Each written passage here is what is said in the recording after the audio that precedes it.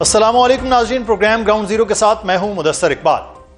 Budget से पहले एक बार फिर इस्लामाबाद की फजा में सियासी बेचैनी तैरने लगी है। ऐवानों के अंदर खामोश मुलाकातें जारी हैं, राहदारियों में सरगोशियां हैं और इक़्तिदार के ऐवानों से लेकर अपोजिशन की बैठकों तक एक ही सवाल गर्दिश कर रहा है, क्या 28वीं आईनी तरमीम आने वाली है? मुल्क एक ऐसे मोड़ पर खड़ा दिखाई देता है जहां मईशत, सियासत और आइन तीनों एक दूसरे से जुड़ते नजर आ रहे हैं। एक तरफ हुकूमत बजट की तैयारियों में मसरूफ है। IMF की शराइत, महसूलात के नए अहदाफ, सूबों के माली हिस्से और वफाकी अखराजात के दबाव ने पहले ही सियासी माहौल को हसास बना रखा है। मगर दूसरी तरफ 28वीं आईनी तरमीम की बाज़गश्त ने सियासी दर्जा हरारत मजीद बढ़ा दिया है।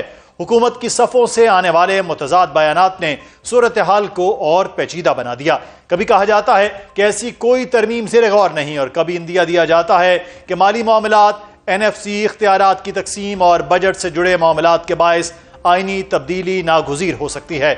वज़ीर आज़म के मुशीर बराए सियासी उमूर राना सनाउल्लाह एक बयान देते हैं, मगर दूसरी जानिब पाकिस्तान पीपल्स पार्टी के चेयरमैन बिलावल भुट्टो ज़रदारी वाज़े तौर पर कहते हैं कि हुकूमत ने इस मामले पर उनसे कोई राब्ता ही नहीं किया। Beyond that context, in the context of constitutional amendment, कि मज़ीद constitutional amendment वज़ीर आज़म साहब या उनका लॉ मिनिस्टर या कोई और लाने चाहते हैं, उस दिन से लेकर अभी तक हमारा बात नहीं हुआ। जबकि वज़ीर ममलिकत कानून बैरिस्टर अकील मलिक के बयानात इस तासुर को तक़वियत देते दिखाई देते हैं कि तरमीम वाकई ज़ेर गौर है। गोया एक ही हुकूमत के अंदर मुख्तलिफ आवाज़ें सुनाई दे रही हैं और इत्तेहादी सियासत एक बार फिर गैर यकीनी कैफियत के शिकार दिखाई देती है। लेकिन इसी दौरान इस्लामाबाद की सियासत का मरकज सिर्फ पार्लियामेंट हाउस नहीं, अडियाला जेल भी बन चुकी है। पाकिस्तान तहरीक इंसाफ मुसलसल इमरान खान की सेहत से मुताल्लिक खदशात जाहिर कर रही है। उन्हें फौरी तौर पर अस्पताल मुंतकिल करने के मुतालिबात किए जा रहे हैं और अपोजिशन जमातें इस मामले को सियासी और इंसानी हुकूक का मसला करार दे रही हैं। पश्तूनख्वा मिली अवामी पार्टी के सरबरा महमूद खान अचकज़ई सख्त लहजा इख्तियार करते हुए कहते हैं कि अगर पीर तक खान को अस्पताल मुंतकिल न किया गया तो पार्लियामेंट नहीं चलने देंगे। उसको कब उसकी मर्जी के अस्पताल मुंतकिल किया जाएगा, वाज़ेह तौर पे कहते हैं निरंतनी अल्फाज में, इन 3 दिनों में हम अपनी, अगर हुकूमत का ये रवैया हुआ, फिर सोमवार के दिन अगर ये पार्लियामेंट नहीं चल रही थी या यहाँ हंगामा था, उसकी जिम्मेवारी आप पे हो। दूसरी जानिब पाकिस्तान तहरीक इंसाफ के चेयरमैन बैरिस्टर गौहर ये मौक़िफ़ इख्तियार करते हैं कि अदालतों के दरवाजे बार बार खटखटाए गए मगर कोई पेशरफ्त नहीं हुई। हम 15 मरतबा सुप्रीम कोर्ट गए, 24 मरतबा हम इस्लामाबाद हाई कोर्ट गए, लेकिन 15 मरतबा सुप्रीम कोर्ट जाने से 24 टाइम्स इस्लामाबाद में जाने के बावजूद भी हमें रिलीफ। और फिर सलमान अकरम राजा, अलीमा खान और दीगर रहनुमाओं के बाद अब पंजोता के बयान ने भी सियासी दर्जा हरारत मजीद बढ़ा दिया है। वो दावा करते हैं कि मंगल को इतने लोग इस्लामाबाद पहुंचेंगे कि सबके लिए सरप्राइज होगा। गोया एक तरफ बजट की तैयारी, दूसरी तरफ आईनी तरमीम की बाज़गश्त और तीसरी जानिब एहतजाजी सियासत का दबाव इस्लामाबाद को एक बार फिर सियासी कशीदगी के दहाने पर ले आया है। हुकूमत मुआशी इस्तेहकाम का बयानिया पेश करना चाहती है मगर अपोजिशन सियासी इस्तेहकाम के बगैर मुआशी इस्तेहकाम को नामुमकिन करार दे रही है। सवाल यह भी है कि अगर बजट से पहले सियासी महाज मजीद गर्म हुआ तो क्या हुकूमत इत्तेहादियों को साथ रख पाएगी? क्या 28वीं तरमीम हकीकत बनेगी या सिर्फ सियासी दबाव का हिस्सा साबित होगी? और क्या इमरान खान की सेहत और PTI की एहतजाजी कॉल एक नए सियासी बहरान को जन्म देने जा रही है? आज के प्रोग्राम में इन्हीं सवालात का जायजा लेंगे। हमारे साथ मौजूद हैं पाकिस्तान पीपल्स पार्टी के रहनुमा तैमूर तालपुर साहब और हमें ज्वाइन किया पाकिस्तान तहरीक इंसाफ के रहनुमा और कानूनदान हैं नईम हैदर पंजोता साहब। बहुत शुक्रिया आप दोनों अहबाब का। सबसे पहले एक चीज़ जो है कि क्या वाकई 28वीं तरमीम जो है वो अब आने जा रही है? तैमूर तालपुर साहब और बिलावल साहब ने कल कहा कि हमसे कोई बात नहीं की गई है, लेकिन चंद दिन पहले बाकायदा जो स्टेट मिनिस्टर हैं लॉ के, अब उन्होंने ये बात TV इंटरव्यू में कही कि 28वीं आईनी तरमीम पर काम हो रहा है और वो बजट से पहले आ सकती है। बिस्मिल्लाहिर्रहमानिर्रहीम, बहुत बहुत शुक्रिया। जैसे कि ऑलरेडी चेयरमैन साहब ये बता चुके हैं कि हमारे साथ कोई बातचीत, कोई ऑफिशियल टॉक, कोई मीटिंग एक्सचेंज ऐसी हुई नहीं है। और ये भी आपने देखा होगा पास्ट में कि जब भी कोई ऐसी चीज आई है, चाहे जो लास्ट अमेंडमेंट आई, तब भी वाहिद लीडर था पाकिस्तान का चेयरमैन बिलावल भुट्टो ज़रदारी साहब, जिन्होंने पूरी चीज ट्वीट करके और पूरी अवाम को, पूरे पाकिस्तान के لوگوں کو بتایا کہ ہاں یہ ہو رہا ہے, اس چیز پہ بات چیت ہو رہی ہے, تو آپ پھر سے بھی دیکھیں گے جب یہ چیزیں پاکستان پیپلز پارٹی کی طرف آئیں گی, بڑھیں گی, بات چیت ہوگی, تو میں سمجھتا ہوں پھر سے یہ عوام کو اور آپ کو بلاول بھٹو صاحب ہی بتائیں گے کہ کیا بات چیت ہو رہی ہے, کیا نہیں ہو رہی ہے. بالکل باتیں چل رہی ہیں, گورنمنٹ کوارٹرز میں بھی چل رہی ہیں, اور میں سمجھتا ہوں کہ یہ غیر ڈپلومیٹک طریقہ ہے, یہ غیر جمہوری طریقہ بھی ہے, کیونکہ اگر آپ کوئی چیز پہ ورکنگ کر رہے ہیں تو آپ کا فرض بنتا ہے کہ سب سے پہلے اپنے کولیشن پارٹنر سے بات کریں, ان سے ڈسکس کریں, ان کے سامنے یہ باتیں لائیں اور اس کے بعد اس پہ ورکنگ شروع کریں. تو اگر کوئی بیہائنڈ دا سینس چیزیں چل رہی ہیں تو میرے خیال سے یہ مناسب بات نہیں ہے, غیر مناسب بات سمجھوں گا میں. تو پاکستان تحریک انصاف کا پنجوتا صاحب کس طرح سے ریزسٹ کریں گے کہ اگر کسی بھی طرح سے 28ویں آئینی ترمیم لائی جاتی ہے تو کیا آپ کا جو ہے وہ پلان ہے اس پہ؟ پاکستان تحریک انصاف کیسے رد عمل دے گی؟ بہت شکریہ, بڑی نوازش آپ نے موقع دیا جی. دیکھیں سب سے پہلی بات یہ ہے کہ پیپلز پارٹی کے حوالے سے جو آپ نے بات کی کہ وہ کہہ رہے ہیں کہ ہمیں نہیں بتایا گیا, تو پی ایم ایل این کو کیا بتایا گیا؟ کیا انہیں اطلاع دی کی ہے کہ یہ ترمیم کی جا رہی ہے؟ پی ایم ایل این کے تو منسٹر صاحب نے خود کہہ دیا شامل کیا گیا جی, ٹھیک ہے. تو ان کو تو لکھا لکھایا معاملہ ہوتا ہے, ڈرافٹ بھیجا جاتا ہے, بھائی آپ نے دستخط کرنے ہیں, کیونکہ جب آپ کی مورل اتھارٹی نہیں ہوتی تو پھر آپ کو ایسے ہی ٹریٹ کیا جاتا ہے آپ کے ساتھ. جو لوگ اپنے حلقوں سے ہار کے اقتدار کے اندر پہنچے ہوں تو ان کی ویلیو نہیں ہوتی. جو ووٹ کے ذریعے آیا ہوتا ہے وہی آگے اچھے یا برے یا وہ اس کے اندر جا کر ایڈجسٹ کرتا ہے, بھائی یہ چیز قابل قبول ہے, یہ چیز قابل قبول نہیں ہے. جتنی ترمیمیں پہلے کی گئی ہیں پاکستان کی عوام کو ان ترمیموں کا کیا فائدہ ہوگا؟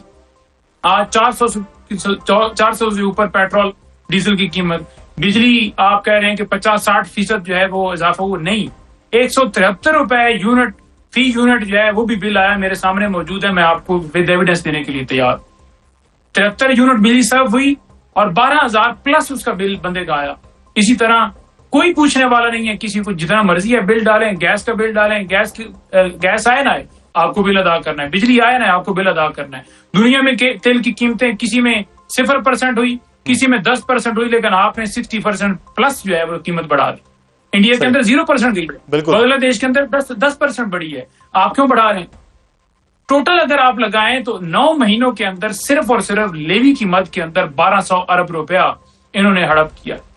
اور اسی طرح جو بجلی ہے اس کے اندر جو انہوں نے ہڑپ کیا, وہ تو ایک پورا ان کا معاشی پلان تھا نا کہ پنجوتا صاحب کہ وہ چیز کریں گے. لیکن آپ کر رہے ہیں کہ نون لیگ کو بھی کسی نے نہیں بتایا, پیپلز پارٹی کو تو خیر انہوں نے کیا بتانا تھا, تو نون لیگ کو کس نے نہیں بتایا؟ نون لیگ کے تو وزیر کہہ رہے ہیں کہ آ رہی ہے, دوسرے وزیر اس کو ڈینائی کر رہے ہیں, لیکن نون لیگ کو بھی کسی نے بتانا تھا. وہ تو خود بنا رہے ہیں سر, اس پہ کام کر رہے ہیں. دیکھیں انہوں نے کام کرنا ہے, یہ کام کر رہے ہیں, یہ ملک چلا رہے ہیں. ملک تو کہیں اور سے چل رہا, جو ان کو لانے والے ہیں یہ تو کٹ پتلیاں ہیں.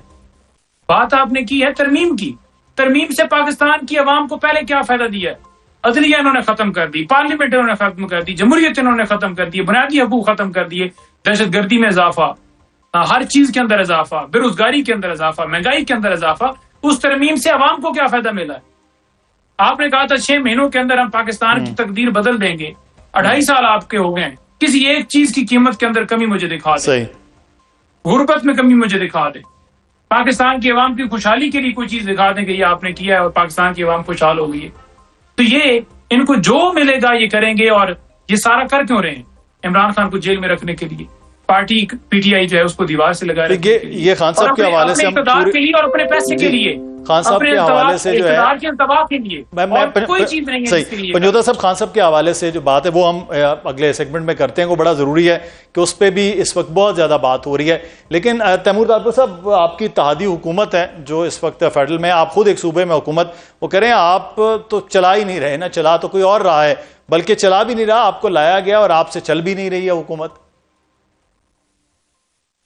دیکھیں جی, نہ تو ہم چلا رہے ہیں نہ ہمیں پتا ہے کون چلا رہا ہے. ہم تو گورنمنٹ میں نہیں بیٹھے ہوئے, ہم ان کی سپورٹ ضرور کر رہے ہیں. تو یہ بہتر میں سمجھتا ہوں صوبائی حکومت بھی تو آپ کی ہے نا, وہ تو پوری حکومت کے اوپر کی تنقید ہے. ایک صوبہ پورا آپ کے پاس ہے, وہ آپ بھی تو چلا رہے ہیں.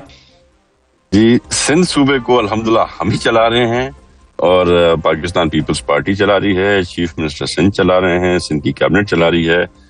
نہ کوئی ایسی انٹرفیرنس ہے، نہ کوئی ایسی چیز ہے جس کی ہم بیٹھ کے شکایت کر سکیں یا شکایت کرنے کی ضرورت ہو. تو میں سمجھتا ہوں جو بھی باتیں آپ کی ہیں، جو بھی چیزیں آپ کی ہیں، بیسکلی کنسرن وفاق سے ہے. چاہے یہ 28ویں ترمیم کی آپ ایشو اٹھائیں تو وہ بھی آپ کے وفاق کا ہی ہے. جو باتیں چل رہی ہیں کہ کچھ ڈپارٹمنٹس، کچھ منسٹریز ریوالو کر کے واپس فیڈرل گورنمنٹ کو دے رہے ہیں، تو بھی وہیں کا مسئلہ. پر of course we are the major stakeholders, اس میں کوئی دو رائے نہیں ہے. اور جیسے میں نے آپ کو کہا کہ اگر ایسی کوئی چیز ہو رہی ہے. پارٹی نے 18ویں ترمیم پر بہت کام کیا، تمام سیاسی جماعتیں اکٹھی ہوئیں. میرا خیال ہے پاکستان کا جو 1973 کا آئین ہے اور پھر 18ویں ترمیم، اس کے بعد یہ ایک متفقہ ایک چیز ہمیں نظر آئی جس پہ یونینیمسلی سارے کے سارے ایک ساتھ تھے. لیکن یہ 18ویں ترمیم کو اگر 28ویں ترمیم میں رول بیک کیا جاتا ہے تو پاکستان پیپلز پارٹی کیا اس کو کرنے دے گی؟ کیونکہ ڈیولوشن آف پاور پہ سب سے زیادہ آپ لوگ بات کرتے ہیں. بالکل، جب لاسٹ امینڈمنٹ آئی تھی تب بھی اس میں بہت سی ایسی چیزیں تھیں جس پہ ہم نے ایگری نہیں کیا تھا، اور ان سب چیزوں کو پھر ہم نے بیٹھ کے اور چینج بھی کیا تھا. کافی چیزیں ہم نے جو تھے ان کے وہ چینج امینڈمنٹس بھی لائے تھے. امینڈمنٹ لانے سے پہلے باقی پارٹیوں کو بھی راضی کیا تھا. مولانا صاحب کے بھی کافی خدشات تھے، وہ بھی ہم نے دور کیے تھے. اور میں سمجھتا ہوں ابھی بھی اگر کوئی ایسی چیز آئے گی تو Peoples Party will never vote for it جب تک ہم اس کو دیکھتے نہیں ہیں، پڑھتے نہیں ہیں، سمجھتے نہیں ہیں. جو چیزیں ہمیں لگتا ہے کہ وہ پاکستان کے لیے مفید نہیں ہیں، جو چیزیں ہم سمجھتے ہیں کہ وہ فائدہ نہیں دیں گی، یا وہ کسی صوبے کو یا پنجاب کو یا سندھ کو نقصان دے گی، اگر ہماری آٹونومی الگ کرنے کی بات کریں گے تو of course we will not vote for it. We will vote for وہ چیز جو چیز ہم سمجھتے ہیں کہ عوام کے فائدے کے لیے ہوگی. پر آف کورس یہ ڈبیٹ میرے خیال سے تب بنتی ہے جب ساری چیزیں ہمارے سامنے لائی جائیں. ابھی تو نہ ہم سے کچھ شیئر کیا گیا ہے، نہ ہمیں بتایا گیا ہے. پر یہ میں آپ کو فور شیور بتا دوں کہ ہم اسی چیز کے لیے ووٹ کریں گے جو ہم سمجھتے ہیں کہ بہتری کے لیے ہے، یا وہ ہم کو کنونس کرے یا ہم ان کو کنونس کریں. صحیح. اچھا، آپ کے پاس ایک صوبے کی حکومت ہے، اس کے علاوہ آپ تمام تر حکومت کو کٹ پتلی بھی کہتے ہیں. پنجوتا صاحب، خیبر پختونخوا کی حکومت آپ کہتے ہیں الیکٹڈ گورنمنٹ کی جتنے بھی صوبوں کی ہے یا وفاق کی گورنمنٹ ہے وہ کہتے ہیں کہ کٹ پتلی ہے. اب اس صوبے میں ہی اگر کوئی ایسی چیز ہوتی ہے تو پھر کیا کس قسم کا ریزسٹنس؟ کیونکہ آپ کے تو وفاق کے ساتھ پہلے بھی حالات کو بہت زیادہ سازگار نہیں ہے. نہیں، دیکھیں، یہ بیسیکلی جو ہے نا ترمیم اگر سمجھا جائے تو اس کی تین اس کے اندر چیزیں ہیں. نمبر 1 یہ ہے کہ یہ باورتی ترمیم ہے. نمبر 2 یہ ہے کہ یہ صدارتی ترمیم ہے. نمبر 3 یہ ہے کہ صوبوں کی خود مختاری کے اوپر حملہ ہے، صوبوں سے اختیارات لینے کی ترمیم ہے. تو اس ترمیم کے اندر یہ 3 چیزیں ہیں، ان کو سمجھیے.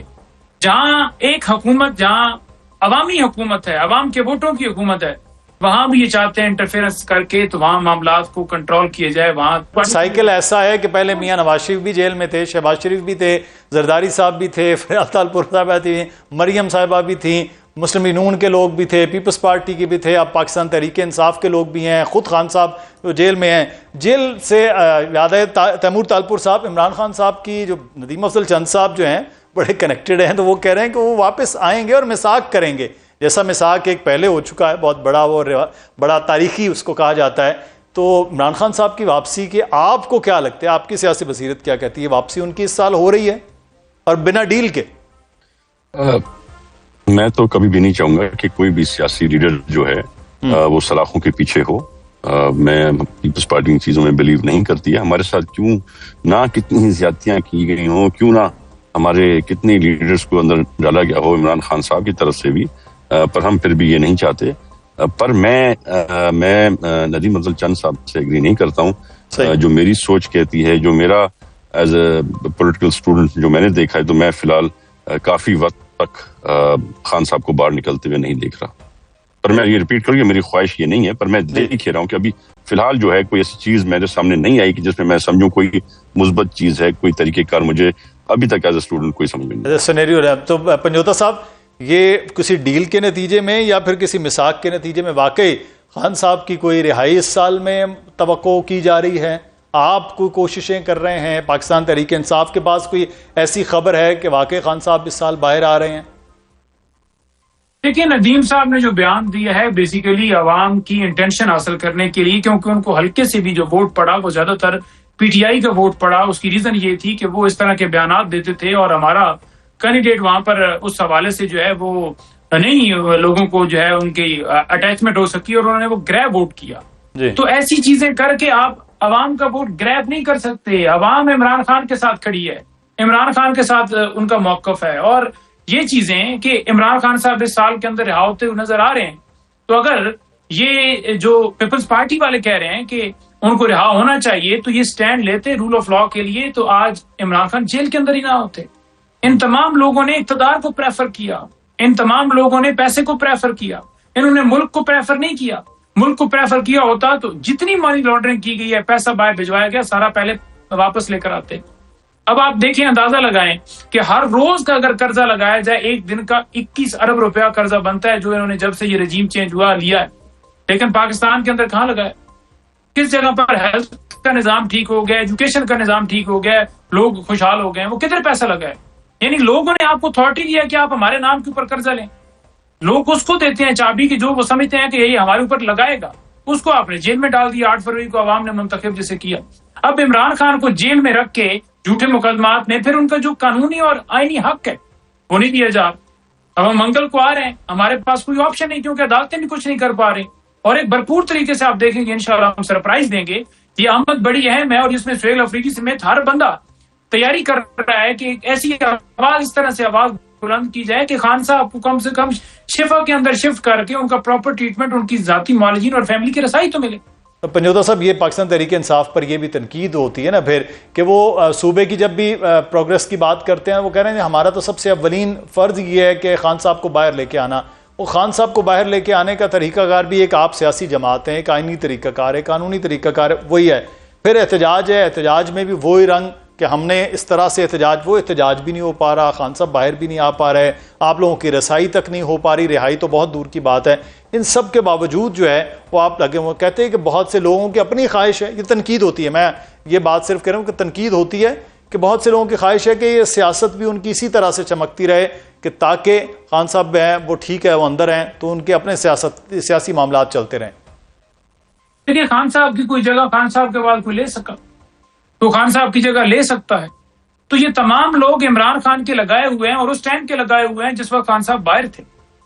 تو لہٰذا یہ ایک ایسے اداروں کا یا ایسی کمپین کی جاتی ہے کہ تاکہ لوگوں کا اعتماد پیچھے لوگوں پر ختم کیا جائے. اب جو بھی ہے انہی لوگوں نے خان صاحب کو رہا کرانا ہے، یہی خان صاحب کی طرف سے لوگ نامزد کیے ہوئے ہیں. تو یہ غلط بیانی کی جاتی ہے کہ یہ تمام لوگ چاہتے ہیں کہ ان کی وہ خان صاحب جیل میں رہیں اور ان کی سیاست سیاست آپ کی لیڈر کے بغیر کیسی سیاست ہوتی ہے؟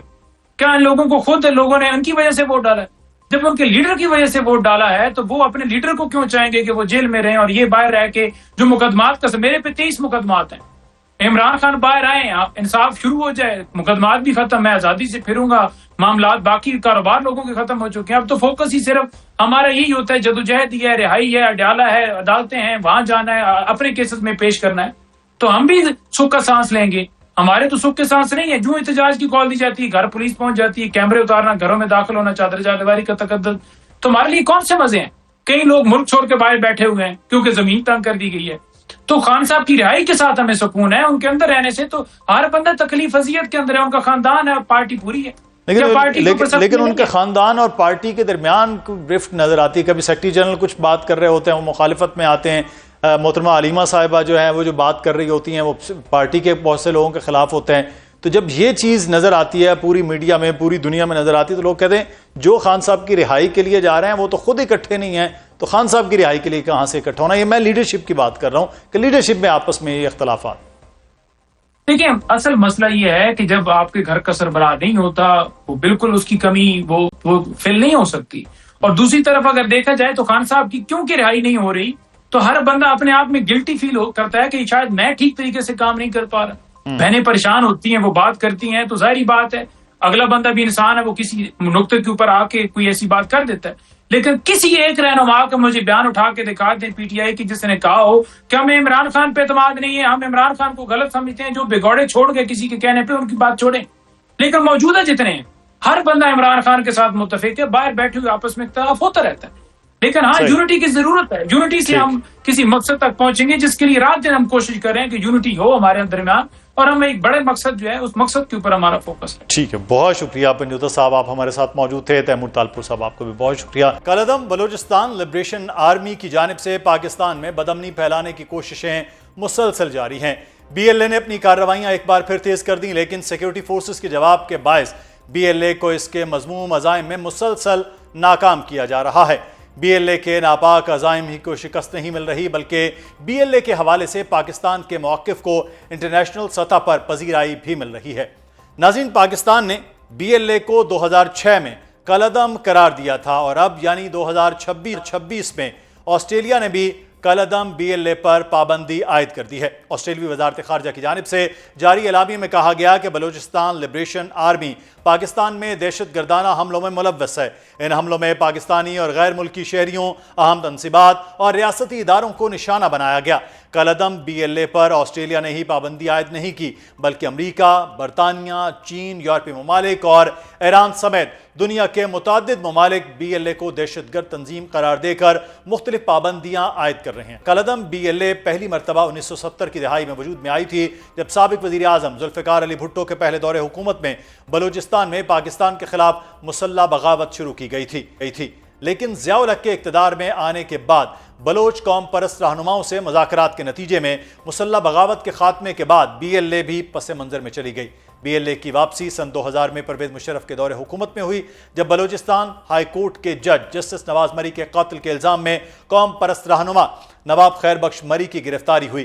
بی ایل اے نے ایک بار پھر بلوچستان کے مختلف علاقوں میں سرکاری تنصیبات اور سیکیورٹی فورسز پر حملوں کا سلسلہ شروع کر دیا. سن 2006 میں حکومت پاکستان نے بلوچ لبریشن آرمی کالعدم تنظیموں کی فہرست میں شامل کر لیا, اور حکام کی جانب سے نواب خیر بخش مری کے بیٹے نوابزادہ بالاچ مری کو بی ایل اے کا سربراہ قرار دیا جاتا رہا. نومبر 2007 میں بالاچ مری کی ہلاکت کی خبر آئی, اور کالعدم بی ایل اے کی جانب سے کہا گیا کہ وہ افغانستان کی سرحد کے قریب سیکیورٹی فورسز سے ایک جھڑپ میں مارے گئے.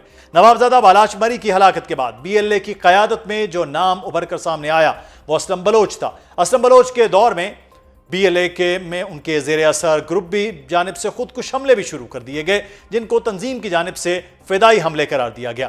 بی ایل اے کی جانب سے اگست 2018 میں جس خودکش حملے کی ذمہ داری قبول کی گئی تھی وہ خود اسلم بلوچ کے بیٹے نے ضلع چاگی کے ہیڈ کوارٹر دالبندین کے قریب کیا. اس کے بعد کالعدم بی ایل اے نے نومبر 2018 میں کراچی میں چینی قونصل خانے پر حملے کی ذمہ داری قبول کی. یہ حملہ 3 خودکش حملہ آوروں نے کیا تھا. وقت گزرنے کے ساتھ ساتھ بی ایل اے کی قیادت میں تبدیلی تو ہوتی رہی, لیکن خودکش حملوں کا سلسلہ رکا نہیں, اور مئی 2019 میں بی ایل اے نے سی پیک منصوبے کو نقصان پہنچانے کے لیے گوادر میں پی سی ہوٹل پر حملہ کیا. دہشت گرد پی سی ہوٹل میں ٹھہرے مہمانوں کو نشانہ بنانا چاہتے تھے, لیکن سیکیورٹی فورسز کی بر وقت کارروائی سے تینوں دہشت گردوں کو جہنم واصل کیا گیا. اس حملے میں 5 افراد شہید اور 6 زخمی ہوئے. گوادر میں ہونے والے یہ حملہ بی ایل اے کے مجید بریگیڈ کے ارکان نے کیا. مجید بریگیڈ مجید بلوچ نامی شدت پسند کے نام سے تشکیل دیا گیا تھا, جنہوں نے 1970 کی دہائی میں اس وقت کے وزیر اعظم ذوالفقار علی بھٹو پر دستی بم سے حملے کی کوشش کی.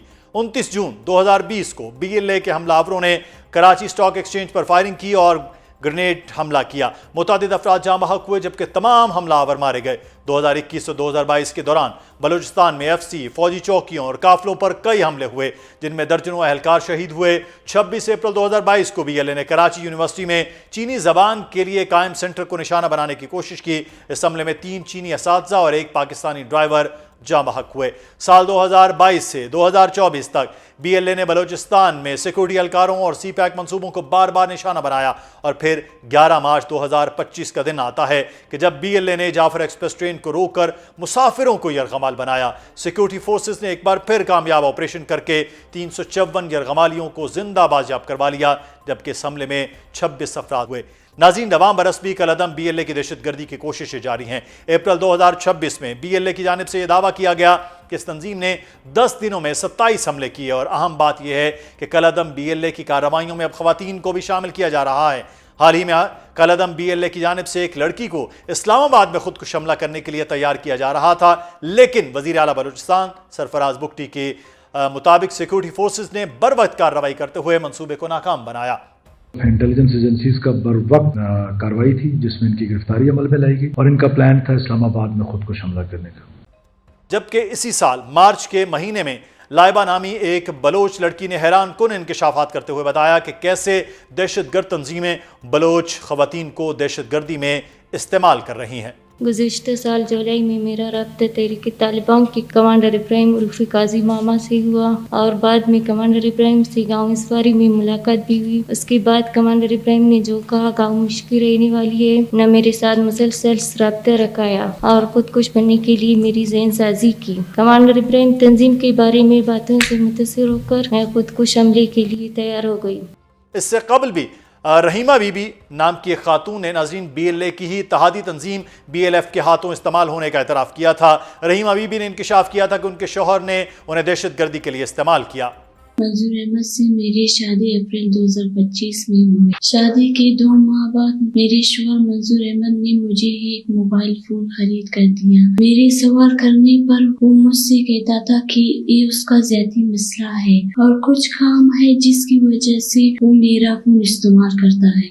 ناظرین، فتنۃ الہندوستان کے حمایت یافتہ دہشت گرد مسلسل بدامنی پھیلانے اور پاکستان غیر مستحکم کرنے کی کوشش کر رہے ہیں، لیکن سیکورٹی فورسز کی بروقت کارروائیوں کے باعث ان کو منہ کی کھانا پڑ رہی ہے۔ 31 جنوری 2026 کو بھارت کی حمایت یافتہ فتنۃ الہندوستان نے نام نہاد آپریشن حروف 2.0 شروع کیا۔ آپریشن کا مقصد دنیا کو یہ تاثر دینا تھا کہ بلوچستان پر ان کا کنٹرول ہے، لیکن وہ اس مقصد میں بری طرح ناکام رہے۔ اس ناکام آپریشن میں 344 دہشت گرد مارے گئے جبکہ سینکڑوں زخمی ہوئے۔ حروف 2.0 میں ناکامی کے بعد فتنۃ الہندوستان نے ہٹ اینڈ رن حکمت عملی اختیار کر لی۔ دہشت گرد عام شہریوں اور چرواہوں کے بھیس میں نقل و حرکت کرتے، آبادی میں گھل مل جاتے اور چھوٹی کارروائیاں کر کے ان کی ویڈیوز بناتے اور سوشل میڈیا پر انہیں بڑی ناکامی بنا کر پیش کرتے، لیکن اب ان کو بھی چن چن کر واصل جہنم کیا جا رہا ہے۔ دہشت گردوں کو لگام ڈالنے کے لیے بلوچستان بھر میں روزانہ 200 سے زائد انٹیلیجنس بیسڈ آپریشن کیے جا رہے ہیں۔ گزشتہ 2 دنوں میں 45 سے زائد فتنۃ الہندوستان دہشت گرد ہلاک کیے گئے، جبکہ 5 ماہ کے دوران 600 سے زائد دہشت گرد مارے گئے، جن میں تنظیم کی اعلیٰ قیادت بھی شامل ہے۔ شاہد رند صاحب ترجمان بلوچستان حکومت ہمارے ساتھ موجود ہیں، ان سے اس صورتحال پر بات کرتے ہیں۔ آپ بہتر بتا سکتے ہیں، آپ بلوچستان میں موجود ہیں، حکومت کو ریپرزینٹ کرتے ہیں، کہ اب جو بلوچ لبریشن آرمی بڑے بڑے دعوے کر رہی ہے، لیکن ان کے خلاف ہونے والے آپریشن اصل سچویشن اس وقت کیا ہے سر؟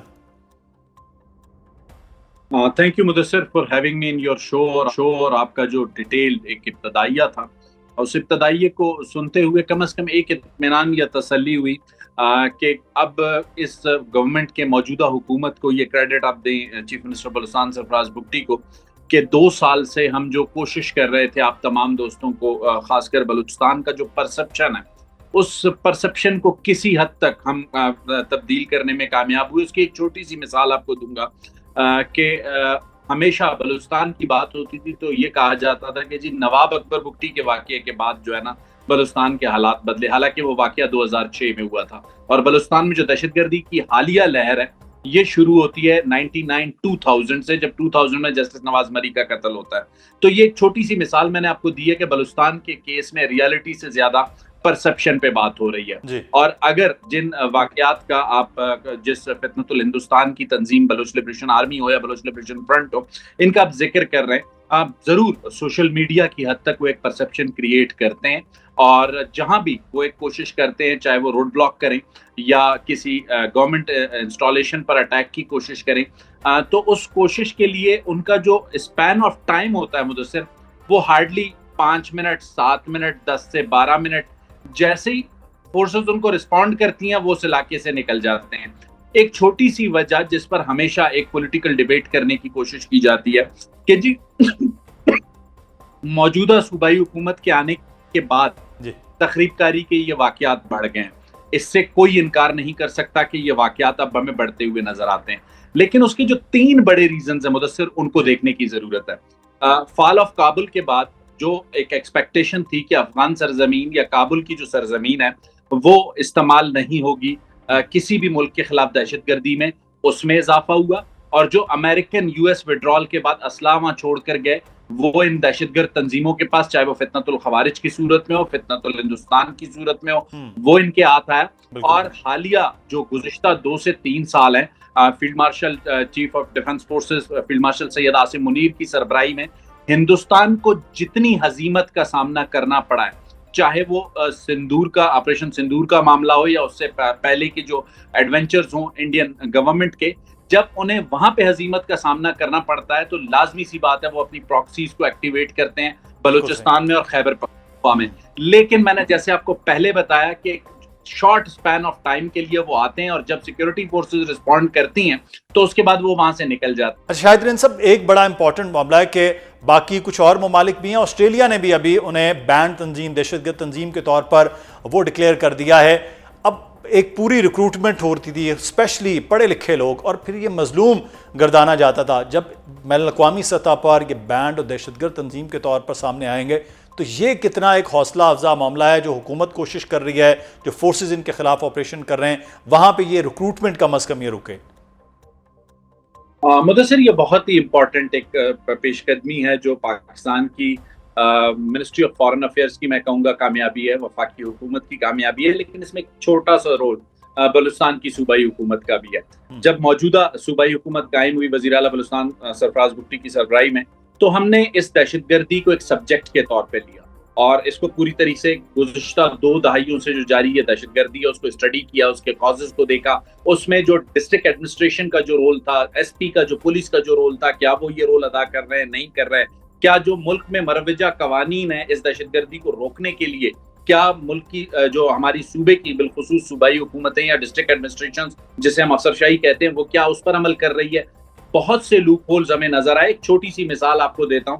جب ہم پروونشل ایکشن پلان پر کام کر رہے تھے تو ایک بڑی انٹرسٹنگ چیز سامنے آئی کہ نیشنل ایکشن پلان، مدثر آپ کو بھی پتا ہے کہ ملک میں 73 کا آئین ایک متفقہ ڈاکیومنٹ ہے، 18ویں آئینی ترمیم جس پر تمام اسٹیک ہولڈرز کا اتفاق رائے، اور اس کے بعد ایک پولیٹیکل ڈاکیومنٹ کسی حد تک میثاق جمہوریت ہے. لیکن اگر تیسرا کوئی بڑا لیگل ڈاکیومنٹ ہے جس پر ملک کے تمام اسٹیک ہولڈرز کا اتفاق رائے ہے تو وہ ثانیہ اے پی ایس کے بعد نیشنل ایکشن پلان ہے. جب ہم اسے اسٹڈی کر رہے تھے، اور نیشنل ایکشن پلان کو کہا جاتا ہے کہ بہت امپورٹنٹ ڈاکیومنٹ تھا کاؤنٹر ٹیررزم کے لیے، جب ہم نے اس کو اسٹڈی کیا تو اس میں واضح طور پہ یہ لکھا تھا کہ مذہب کے نام پہ دہشت گردی کرنے والا تو دہشت گرد جو ہے گردانا جائے گا، جنہیں ہم فتنۃ الخوارج کہتے ہیں.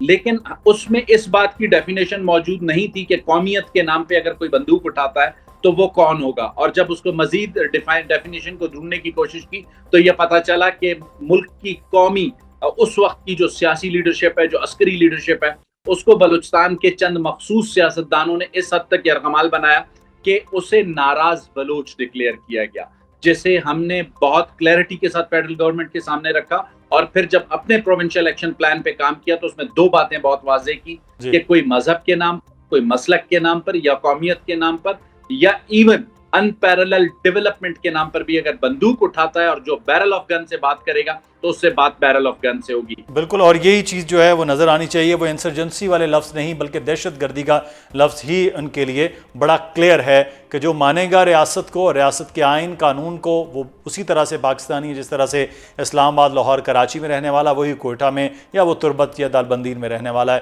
بہت شکریہ شاہد رند صاحب، آپ ہمارے ساتھ موجود تھے. پاکستان کی سیکورٹی فورسز کی، بلوچستان کی حکومت کی یہ کوششیں ہیں کہ بلوچستان میں حالات کو بہتر کیا جا رہا ہے، اس کے لیے ایک سخت ایکشن اور سخت فیصلے بہرحال ضرور ہو رہے ہیں. پروگرام سے مدثر اقبال کو اجازت دیجیے. اپنا خیال رکھیے گا ناظرین. اللہ حافظ.